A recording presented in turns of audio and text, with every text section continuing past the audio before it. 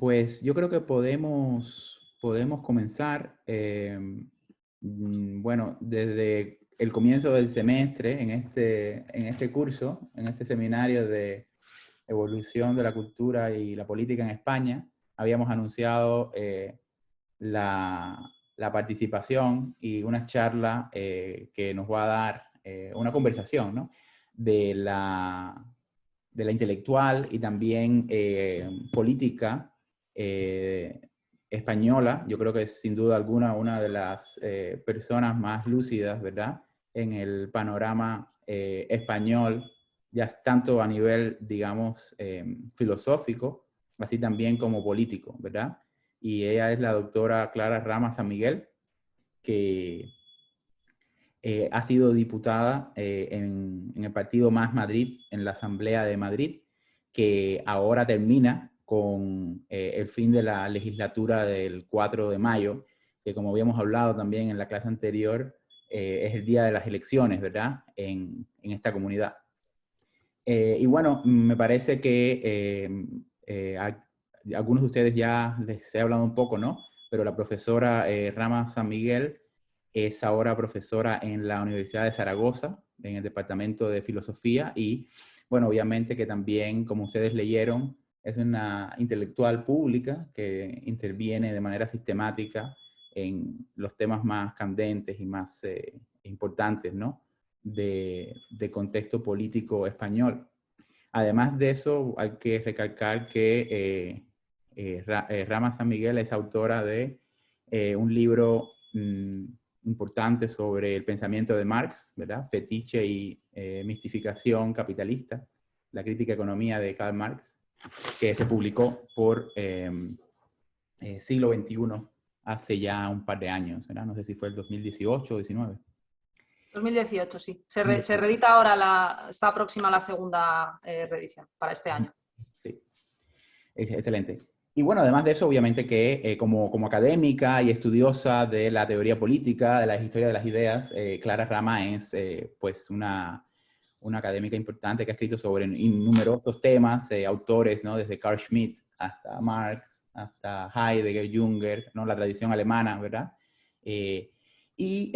Valga decir que a lo mejor ella nos contará, ¿no?, un poco más, o le podemos preguntar nosotros también,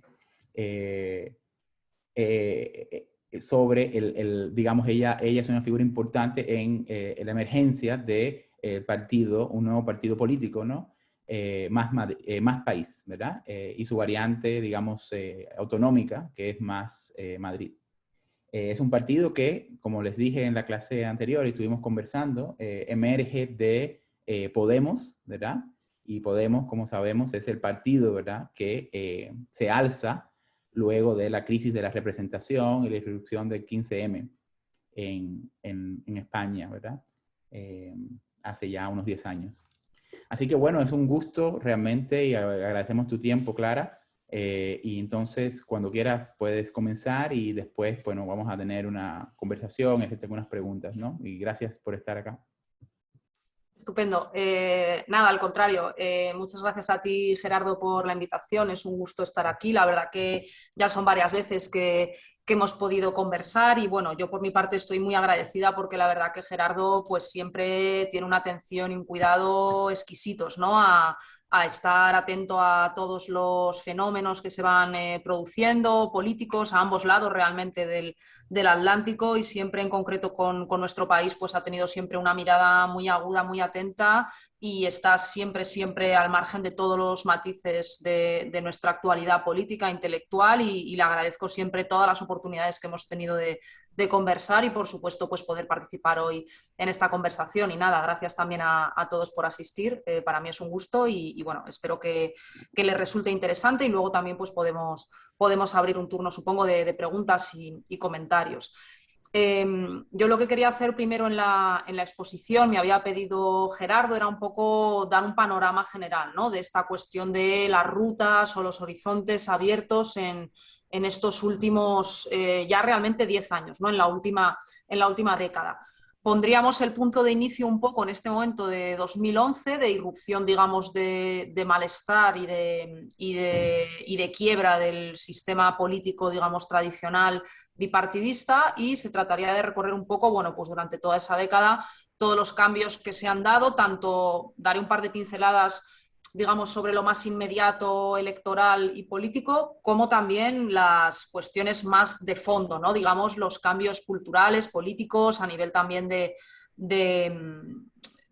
bueno, de propia organización del Estado, ¿no? Y de los consensos sociales que lo sostienen. Entonces, quiero dividir un poco la exposición en dos partes. Primero voy a hacer un resumen muy breve de algunos acontecimientos entre 2011 y 2021 que ocurrieron en España, para que ustedes puedan tener un poco fresco los principales sucesos, sobre todo ligado a la emergencia de este partido, ¿no? Que fue Podemos, que realmente fue quien recogió ese malestar de 2011 y quien quebró el sistema bipartidista. Y luego sí me gustaría, a partir de ahí también, en una segunda parte un poco más extensa, hacer un diagnóstico del momento en el que nos encontramos, de cómo esta última década pues, ha supuesto de alguna manera una situación que podemos llamar de interregno, ¿no? o de inestabilidad entre, digamos, quiebra del sistema anterior, que era una especie de consenso que se había desarrollado en los últimos pues 30 o 40 años prácticamente de democracia en España, y que bueno, pues trataba de recoger un poco los grandes consensos, digamos, de posguerra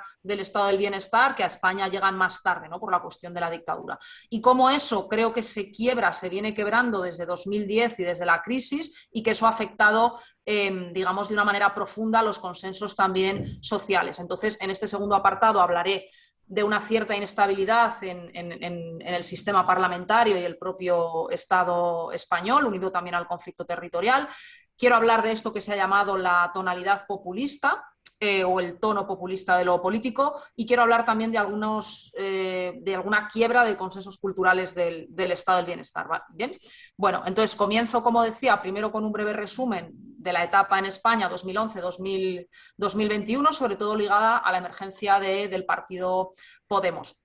Bueno, me contaba Gerardo que habíais estado escuchando la etapa anterior, digamos, de estabilidad bipartidista, y como saben, en 2011, a raíz de la crisis económica, se da todo un movimiento de los llamados indignados, que muestran, digamos, un descontento transversal con la clase política y los consensos políticos como tal. No es de izquierdas ni de derechas, digamos, sino que es un malestar con lo político. Esto en España vino precedido de la emergencia de Juventud Sin Futuro, que fue una plataforma juvenil que tenía lemas como, o sea, apelando a la situación de la juventud, ¿no? Pues que no tenían trabajo, no tenían casa, no tenían futuro, y por eso mismo pues podían cuestionarlo todo. Y recogiendo eso, pues comenzó toda esa serie de manifestaciones, de acampadas en el centro de Madrid, que el gobierno socialista intentó, digamos, contener policialmente, pero que finalmente no fue posible. Finalmente, y entre otras cosas por esa crisis, acaba ganando de nuevo la derecha, el Partido Popular,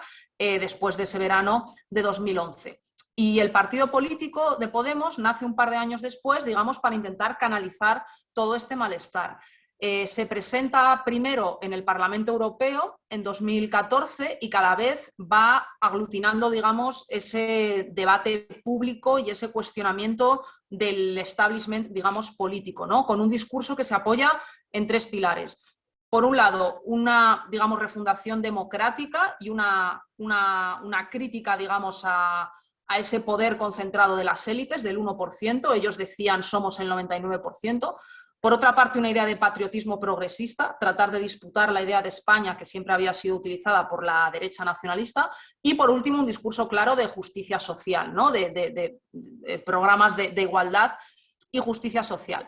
Esto tuvo un triunfo muy grande también en los ayuntamientos en las principales ciudades españolas, en Madrid, en Barcelona, en Zaragoza, en Cádiz, y se llegó a alcanzar en las elecciones generales de 2015 los 5 millones de votos. Prácticamente se superó al Partido Socialista. Esto era el 21% del sufragio. Fue el momento, digamos, pico.